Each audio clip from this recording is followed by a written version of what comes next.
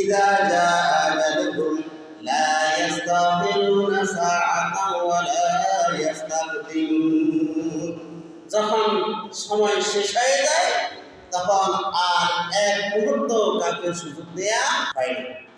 সম্মানিত মুসলিম কেরাম, মানুষ আল্লাহর কাছে বলবে, আল্লাহ আমি তো আরেকটু সময় ফেলেই ভালো হয়ে যেতাম, আমার তো জীবনের অন্তিম মুহূর্তে আক্ষেপ ছিল, তোমার কাছে আরাধনা ছিল, একটু সময় দাও, একটু সময় দাও, সময় দিলেই আমি ভালো হয়ে যাব, সময় দিলেই আমি এক কাজ করব, সময় দিলেই আমি পুণ্যবান হয়ে যাব। আল্লাহ তাআলা তাদেরকে বলবেন তখন, আওয়ালাম নুআম্মিরকুম মা ইয়াতাযাক্কারু ফীহি মান তাযাক্কারা। বান্দা, একটি ভালো মানুষ হওয়ার জন্য যতটুকু সময়ের দরকার আমি কি তোমাকে ততটুকু সময় দিইনি? তখন কি বান্দার আর অস্বীকারের কোনো সুযোগ আছে? কি বলেন, সুযোগ আছে? সুযোগ নাই। আমাকে আপনাকে যাকে যতটুকু সময় দিয়েছে এই সময়টুকু যদি আমি আপনি ইবাদত বান্দেগি করি তাহলে আমার জন্য আপনার জন্য পরিত্রাণের জন্য যথেষ্ট হবে। আল্লাহ রাব্বুল আলামিন এই সময়ের গুরুত্ব দিতে গিয়ে, এই সময়ের মূল্য মানুষকে বুঝাতে গিয়ে একটি সূরা পর্যন্ত অবতীর্ণ করেছেন। আল্লাহ তাআলা বলেন, ওয়াল আসর ইন্নাল ইনসানা লাফি খুসর। সময়ের কসম। আল্লাহ তাআলা কি কসমের দরকার আছে? কোনো দরকার নেই। আল্লাহর কসমের কোনো দরকার নাই। তারপরে কেন আল্লাহ তাআলা সময়ের কসম করলেন?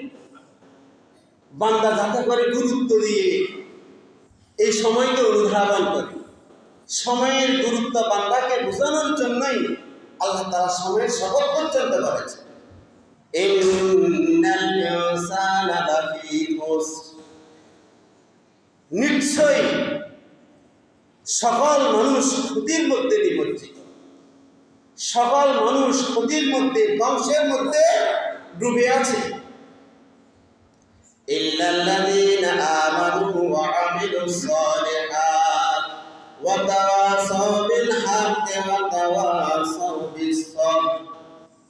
কিন্তু ৬০টি গুণসম্পন্ন লোক এই ক্ষতির মধ্যে নিমজ্জিত নয়, এই ক্ষতি থেকে রক্ষা পেয়েছে।